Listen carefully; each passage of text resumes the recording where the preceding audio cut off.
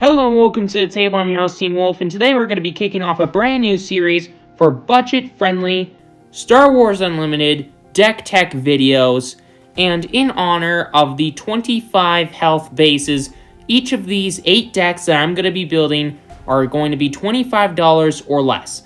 And I'm going to try as hard as I can to make these competitive level decks that are really fun to play and really powerful as well. To kick off this series, we're going to be doing a deck tech video for Darth Vader, Dark Lord of the Sith. So he is a villainous, aggressive leader that as an action, you can pay a resource and exhaust him to, if you've played a villainous card this phase, you can pain a unit, deal 1 damage to a unit, and pain a base, deal 1 damage to a base. A really powerful effect, especially against shield tokens. And he has an epic action that if you control 7 or more resources, you can deploy this leader as a unit by flipping him, readying him, and moving him to the ground arena where he becomes a 5/8 that on attack deals 2 damage to a unit. So he continues to become an even bigger threat and able to kill units even faster than before. So he's a really good threat. And then there's the base, Energy Conversion Lab, which has 25 life. And has an epic action, so once per game action like Darth Vader's ability, of playing a unit that costs 6 or less from your hand and giving it ambush for the phase. So it comes in immediately and can attack a unit in the same arena. So a lot of people either think this card's really good or really bad, and I think this card's really good because of the fact that it's kind of like a removal spell that you can have whenever you want to. While this card isn't always going to kill stuff, it is going to be dealing a lot of damage to a threat that you don't want to be dealing with. And if you don't have something to deal with that threat in your hand, Energy Conversion Lab is kind of a way to get around not having anything to deal with it in your hand. So this deck has a 3-step plan.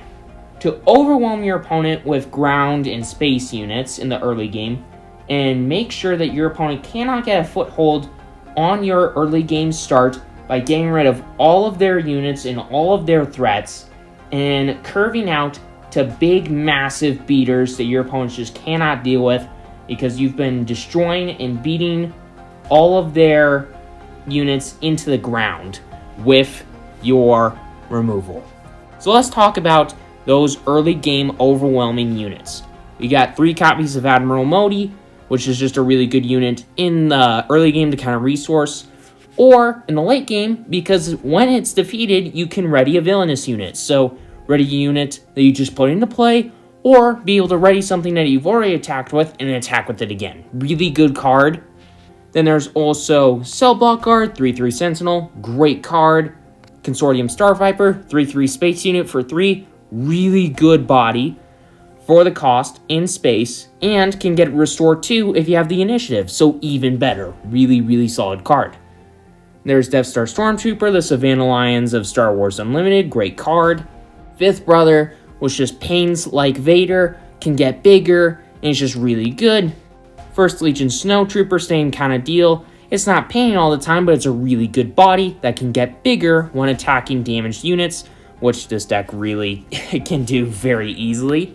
And then there's TIE Fighter. I mean, come on, man. You're playing Darth Vader. You gotta play TIE Fighter. It's a 2/1 space unit for 1. It's really cool.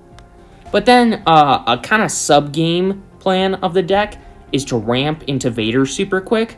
So you got 3 copies of Resupply. So you just pay 3 resources, put this into play as a resource tapped, exhausted. And Superlaser Technician, which you can ambush out with an Energy Conversion Lab in the early game if you want to. Or you can just attack with it and kill or put something down by 2 health and put it into play as a resource ready. So really good threat, or really good ramp tool. But so then there's all the removal. There's Force Choke, which there's a space unit that I already showed you. There's one that I haven't shown you yet. And there's Vader, so this can sometimes cost 1. But even at 2, dealing 5 damage to a non-vehicle unit, allowing that unit's controller to draw a card, being a bit of a downside, but not as much as you would think. This card is insanely powerful.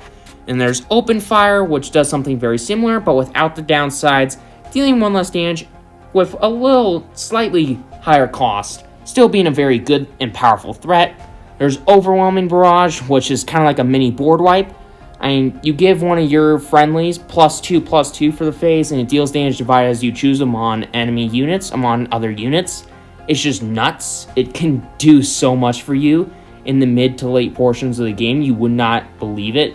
I mean, there's a reason this is my favorite card in the game, that and the art, because look at that art. It's so beautiful. But then there are the painters. There's Vader, which the leader. There's Fifth Brother, which I've already showed you. But then there's Imperial Interceptor, which, God, this card's so good. 4 resources, 3/2 space unit, 1 play, deals 3 to a space unit. Space units, notably, are more powerful than ground units because there's just less of them. This is putting a space unit into play and getting rid of one of your enemy's space units. So it gets rid of a threat, and it puts in a threat that your opponent wants to get rid of. And now they can't get rid of your threat because you just got rid of the thing that can get rid of it. So, yeah, it's really good. It's really freaking good. But then there's the big curve-topping, big beat smashers in the deck. There aren't a ton, but they're really, really freaking good. There's also kind of like a secret hidden one in the deck that I'm going to talk about first, TIE Advanced. It's the same body, same cost as the Imperial Interceptor, but when it comes in, it gives 2 experience tokens to another friendly Imperial unit.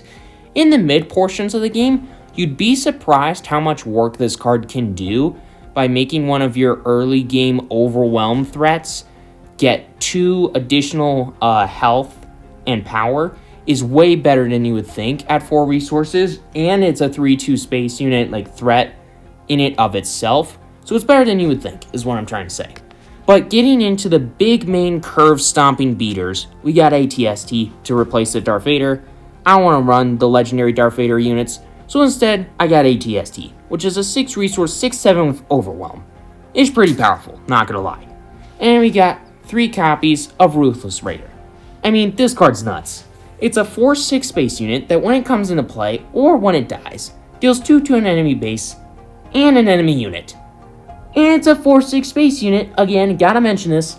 That's nuts. That is so good.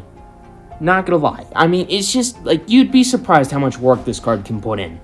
But then, the biggest card, the biggest curve-stomping beater in the deck, and honestly, one of the most powerful cards in the deck, 2 copies of Emperor Palpatine. A 6/6 with Overwhelm for 8, that 1 play deals 6 damage divided as you choose among enemy units. If you thought that Overwhelming Barrage acted like a board wipe, this one does.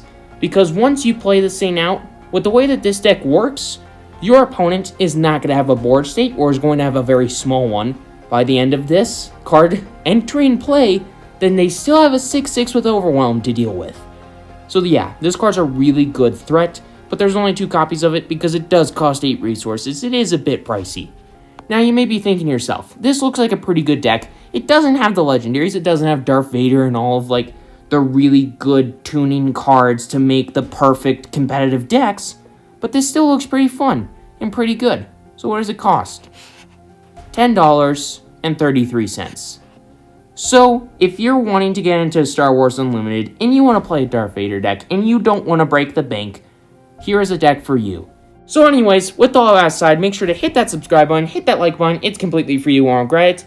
And tune in next Friday where I'm going to be doing a Luke deck. Enjoy, everybody.